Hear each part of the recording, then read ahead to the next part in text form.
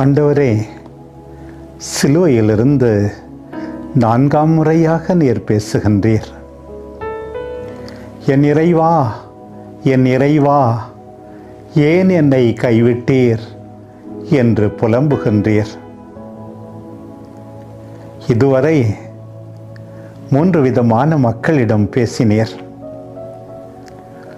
உம்மை துன்புறுத்தியவர்களுக்காக மன்னியும் என்று வேண்டினீர். பாவிகளுக்காக மன்னிப்பு அளிக்க, விண்ணகத்தை அளிக்க வேண்டினீர். சீடர்களுக்காக குடும்பத்தை உருவாக்கினீர். இப்போது வேதனையின் வெளிப்பாடாக உம்முடைய வார்த்தைகள், வாழ்வது எப்படி, சாவது எப்படி, ஜெபிப்பது எப்படி என்று எனக்கு காட்டுகின்றீர்.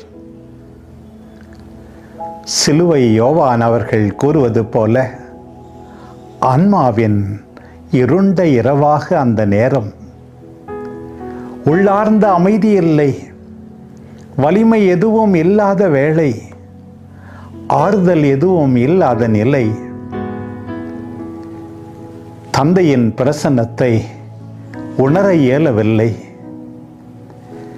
கைவிடப்பட்ட நிலை, அனாதை போல உணர்வு, ஆதரவற்ற நிலை. தனிமை உம்மை அழுத்துகிறது. உணர்வு பூர்வமாக உள்ளத்தின் ஆழத்தில் வெறுமையை உணர்கின்றீர். தந்தையோடு இருக்கின்ற உறவு அருந்து போய்விட்டது போல ஒரு எண்ணம், ஆத்திரம். என்ன செய்வது? ஏன் எனக்கு இவ்வாறு?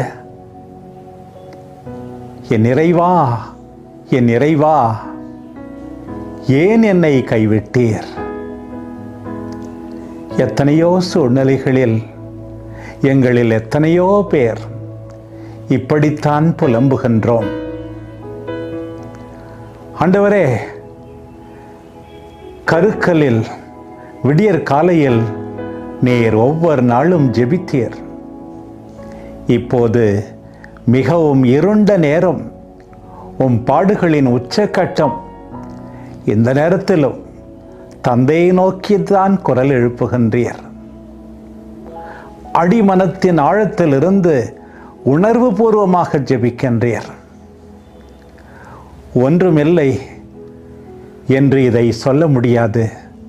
உண்மையாகவே கொடூரமான நேரம்தான். வேதனை இதயத்தை வலிக்கச் செய்கின்ற நேரம்.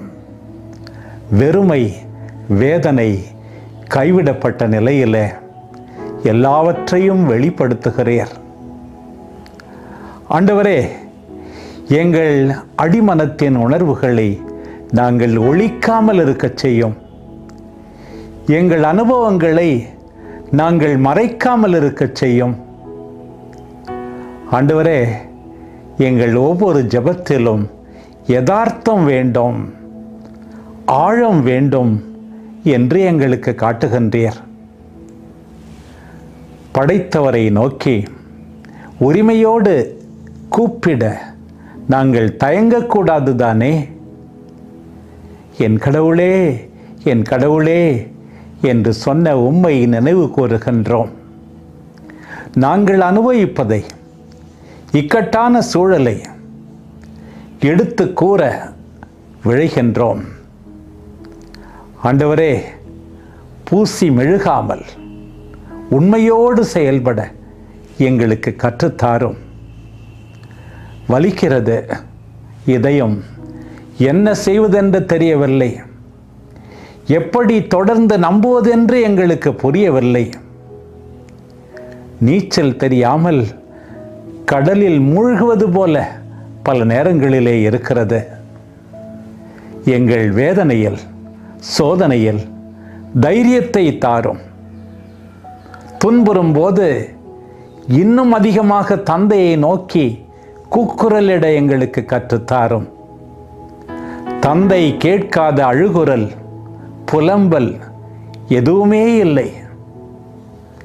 திருப்பாடல் 22 நாங்கள் வாசிப்பது போல, நீர் புலம்பினாலும் இறுதியில் தந்தையிடம் நம்பிக்கையை இழந்துவிடவில்லை தானே? எங்கள் துன்ப நேரங்களில் உம்மை பின்பற்றி புலம்ப ஆசிக்கின்றோம் ஆண்டவரே. புலம்புகின்ற என் அயலாரை உதாசீனப்படுத்தாமல் இருக்கவும் எங்களுக்கு கற்றுத்தாரும். ஆண்டவரே, உம்மிடம் வெளிப்படுத்துகின்றோம் எங்கள் வேதனைகளை, கண்ணீர்களை, கவலைகளை. எங்கள் அன்புக்குரியவர்களிடமும் எங்கள் துன்பங்களை பகிர்ந்து கொள்ள, வெட்கமில்லாமல் முன்னேறி செல்ல எங்களுக்கு கற்றுத்தாரும்.